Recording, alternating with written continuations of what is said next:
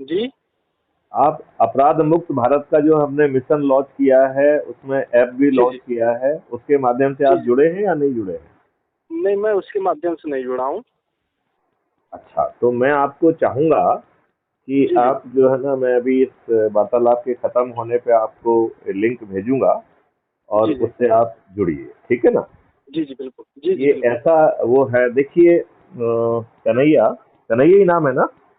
जी जी, कन्हैया पोरवाल। हाँ, तो कन्हैया पुरवाल जी, ऐसा है कि आपको और हम सभी को शुद्ध मूर्ख बनाया गया है। जी हम और आप आज भी गुलाम हैं। यदि हम आपसे ऐसा कहते हैं तो आप किस किस हद तक मुझसे सहमत दिखते हो?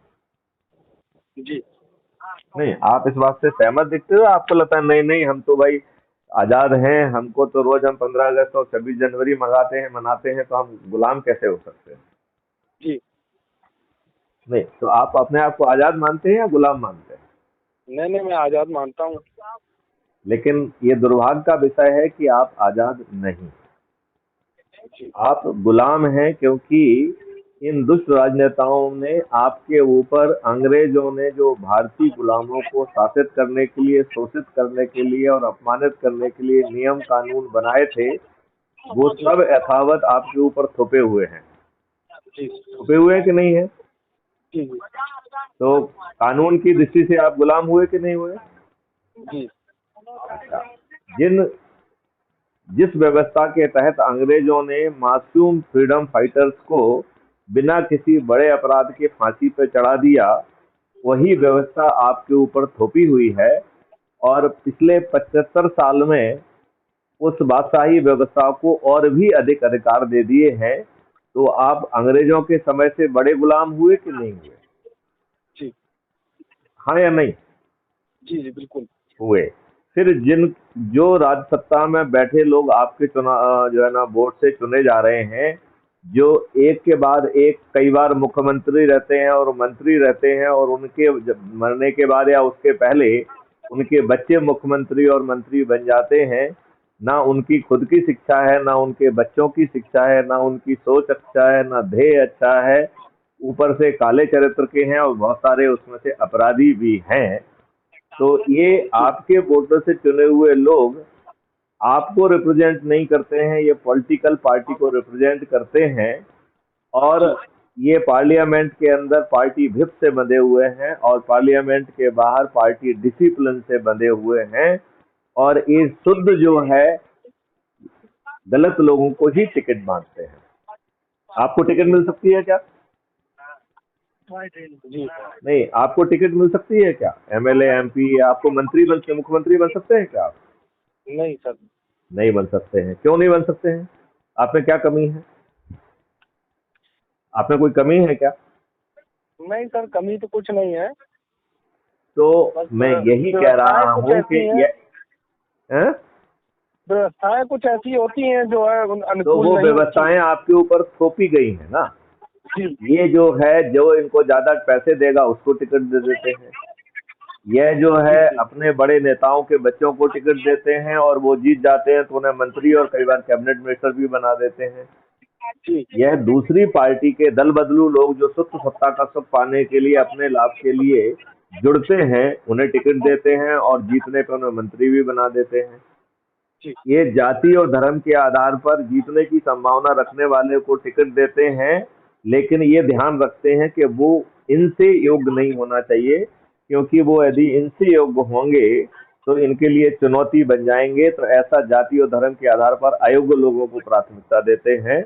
और अब जो है, ढेर सारे अपराधियों को टिकट देते हैं। आज जो पार्लियामेंट गठित है, उसमें उसके जो सदस्य हैं, मेंबर ऑफ पार्लियामेंट हैं, उनके जी अपने एफिडेविट के हिसाब से 42% जो है मेंबर ऑफ पार्लियामेंट आपराधिक चरित्र के हैं। और जी 29%, जो कि 30% से थोड़ा सा कम है, जी 29% लोग जो है हत्या, डकैती, लूट, किडनैपिंग, बलात्कार जैसे जघन्य अपराध के अपराधी हैं। उनके विरुद्ध के अपराध पंजीबद्ध हैं। तो इन दुष्ट राजनेताओं को 137 करोड़ लोगों के देश में स्वच्छ चरित्र के लोग नहीं मिलते हैं। तो ये गलत चरित्र के लोग फिर छद्म नीतियों को अपना के जीतते हैं, जिसमें paid news, paid electronic media, paid जो है ना प्रिंट मीडिया, पेड सर्वे, पेड आम सभाएं, फिर और फिर ऊपर से फ्रीबी बांट के, दारू बांट के, पैसे से खरीद के ये एन के एन प्रकार जीतते हैं और इस पूरी प्रक्रिया में करोड़ों रुपए खर्च करते हैं और जिस दिन से जीतते हैं उसके दूसरे दिन से अखंड भ्रष्टाचार में डूब जाते हैं। भ्रष्टाचार की गंगा जो है ना इनके श्री चरणों से ही निकलती है। ये बात आप मानते हैं कि नहीं मानते हैं? जी जी बिल्कुल। तो फिर जो है आज ही हमने जो है, बल्कि कल जो है एक और विधा खोली है जिसमें क्राइम फ्री भारत कह रहा है कि पंच, सरपंच, पार्षदों और इन सबको जोड़ा जाए, जो लोकल सेल्फ गवर्नमेंट के लोगों को जोड़ा जाए, क्योंकि राज्य सत्ता में बैठे लोग जो है वो लोकल सेल्फ गवर्नमेंट को ठीक ढंग से विकसित ही नहीं होने दे रहे हैं। वो हमेशा उनके अधिकारों को कहीं ना कहीं खींचने की कोशिश करते हैं कि नहीं करते हैं? जी और इंटरफियर भी करते हैं। जी तो मैं आपसे कहूंगा कि आप जो है राज्य प्रभारी बनिए, पंच सरपंच जो लोकल सेल्फ गवर्नमेंट की व्यवस्था है उसको जोड़ने की, और फिर जो है एक पूरी सूची बनाइए कि आपकी दृष्टि से जो है हर जिले का एक एक अधिकारी चुनिए उसमें, ठीक है ना? उसको जो है इसी ऐप के माध्यम से जोड़ेंगे तो हम उसे डिस्ट्रिक्ट प्रोविजनल डिस्ट्रिक्ट ऑफिसर घोषित कर देंगे, ठीक है ना? फिर जो है इसी तरीके से जो है हर टाउन का एक करिए, इसी तरीके से हर गांव का करिए। तो हम पंचों, सरपंचों, पार्षदों आदि के माध्यम से हर गांव में पहुंच के गांव के लोगों को जोड़ेंगे और जो जितने अधिक लोगों को जोड़ेगा, तो क्योंकि एक व्यक्ति को जोड़ने पर 100 प्रतिष्ठा पॉइंट मिलते हैं, ठीक है ना? तो जितने अधिक लोगों को जोड़ेंगे उतने अधिक प्रतिष्ठा पॉइंट मिलेंगे और अधिक प्रतिष्ठा पॉइंट पाने वाला व्यक्ति चंद्रगुप्त कहलाएगा और उस चंद्रगुप्त को बिना किसी के सामने हाथ फैलाए अपने आप विधायक और सांसद का टिकट मिलेगा। फिर जो है इसमें पूरा 100 करोड़ लोगों की जोड़ने की व्यवस्था जो मैं अभी आपको समझाऊंगा। तो जो 100 करोड़ लोग हैं वो जो है थाली बजाकर, दीपक जलाकर अपने चंद्रगुप्त के प्रति अपनी आस्था और संकल्प को जो है दर्शाते हुए हर दिन कार्रवाई करेंगे। तो जिस दिन से कैंडिडेट डिक्लेयर होगा और जिस दिन उसकी वोटिंग होगी उसके बीच में पूरे 40-45 दिन यह व्यवस्था चलेगी। तो क्या ये छदन चरित्र के लोग हर व्यक्ति के व्यक्तिगत संकल्प के आगे टिक पाएंगे क्या? नहीं। तो आपको बिना खर्च किए टिकट मिल गया सांसद और एमएलए का और विधायक का और एमएलए का, और फिर आप जो है ना बिना खर्च किए जीत गए और फिर अधिक प्रतिष्ठा पॉइंट वाले मंत्री और मुख्यमंत्री बनेंगे। तो आप कल एक प्रदेश के मुख्यमंत्री बन सकते हैं यदि आपने उस शक्ति के साथ लग के लोगों को जोड़ा तो। जी। और जोड़ना कैसे है? तो इसको, इस यात्रा के 2 पार्ट हैं, एक पार्ट है इंटरनल और दूसरा है एक्सटर्नल। इंटरनल पार्ट की 5 विधाएं हैं। पहली विधा खुद की है, अपने खुद को जोड़ो, ठीक है ना? दूसरी विधा है अपने परिवार के लोगों को जोड़ो। तीसरी विधा है अपने मित्रों को जोड़ो। चौथी विधा है अपने जो विभिन्न सर्कल्स हैं उनके लोगों को जोड़ो, ठीक है ना?